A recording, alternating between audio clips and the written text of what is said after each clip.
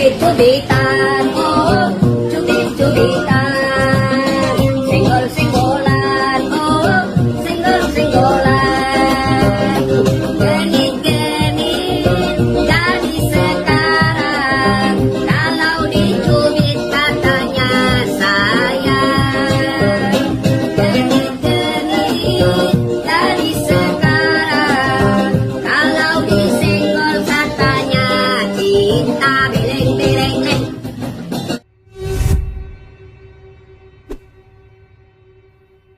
Ibnu Umar radhiyallahu taala anhuma, beliau sedang berjalan bersama muridnya Nafi' Maula bin Umar rahimahullah. Mereka berjalan berdua. Pada saat mereka sedang berjalan berdua, ada salah satu pengembala, bukan main musik, bersiul. Ibnu Umar tutup telinganya sambil berjalan dan bertanya kepada Nafi', hal sami'ta syai'an? Masih ada suaranya? Sampai menjauh dari suara tersebut. Lalu Ibnu Umar membuka telinganya lalu mengatakan, laqad ra'aitu Rasulullah sallallahu alaihi wasallam. Saya sudah pernah lihat Rasul sallallahu alaihi wasallam mendengar hal seperti itu dan melakukan hal seperti ini. Ditutup kupingnya. Jadi para santri itu bukan muslim pertama yang kayak gitu, bukan. Justru para sahabat mereka yang pertama seperti itu. Bahkan kata Ibnu Umar, Rasul pernah kayak gitu. Ikhwatah, kata Al-Imam Al-Khattabi rahimahullahu ta'ala, bahwa yang didengar itu hanya siulan saja, bukan musik. Lalu bagaimana dengan musik? Bagaimana dengan alat musik yang dimainkan? Itu memang sikap seorang muslim, gak denger musik. Di dalam Al-Quran terdapat 5 ayat yang mengharamkan musik. Di dalam hadis ada 14 hadis sahih yang mengharamkan musik. Di perkataan para sahabat ada 20 perkataan sahabat yang mengharamkan musik. Dan di antara ijma' kesepakatan para ulama ada 30 kesepakatan para ulama yang mengharamkan musik. Perlu basa-basi lagi masalah musik. Ikhwatah, para jamaah kaum muslimin yang dimuliakan oleh Allah Subhanahu wa taala. Di dalam surat Luqman ayat ke-6, Allah Subhanahu wa taala berfirman, "Wa minan nas may yashtari lahwal hadits liyudilla an sabilillah bighairi ilmin wa yattakhidhaha huzwa ulaika lahum adzabun muhin." Kata Allah, di antara manusia ada yang membeli lahwal hadis, perkataan-perkataan gak berguna. Perkataan yang tidak berguna ini, kata Allah, menyesatkan orang dari jalannya Allah Subhanahu wa ta'ala. Itu kata Allah. Lalu apa yang dimaksud dengan lahwal hadis di antara para sahabat? Muridnya Rasul sallallahu alaihi wasallam yang melihat sendiri ayat ini turun kepada Rasul sallallahu alaihi wasallam. Terdapat beberapa riwayat, salah satunya dari mufassir umat ini Ibnu Abbas yang Rasul sallallahu alaihi wasallam pernah mengatakan, Allahumma 'allimhu ta'wil wa faqihhu fid din. Ya Allah, ajarkan tafsir kepada Ibnu Abbas. Ibnu Abbas mengatakan, lahwal hadis al-ghina wa ashbahuh. Lahwal hadis yang kata Allah menyesatkan, ini adalah nyanyian dan yang semisal dengan itu. Dalam riwayat yang lain pula dikatakan oleh Abdullah bin Mas'ud radhiyallahu ta'ala an, beliau mengatakan, huwa wallahil ghina, huwa wallahil ghina, huwa wallahil ghina. Demi Allah itu nyanyian maksudnya, demi Allah itu nyanyian, demi Allah itu nyanyian. Dan di berbagai macam ayat demi ayat yang Allah Subhanahu wa ta'ala haramkan musik, seperti surat An-Najm di ayat ke-61, surat Qasas ayat 55, surat Al-Furqan ayat 72, dan berbagai ayat yang lain. Adapun dalam hadis diriwayatkan dalam Sahih Bukhari, Rasul kita sallallahu alaihi wasallam dari hadis Abu Malik Al-Asy'ari radhiyallahu taala anhu mengatakan, sami'a Nabiya sallallahu alaihi wasallam, dia pernah mendengar Nabi SAW mengatakan, la yakunanna min ummati aqwamun yastahilluna al-hirra wal harir wal khamra wal ma'azif. Kata Rasul sallallahu alaihi wasallam, nanti umatku ini akan menghalalkan zina, dan kita semua sepakat zina itu haram. Makanya Rasul bilang akan menghalalkan karena awalnya haram.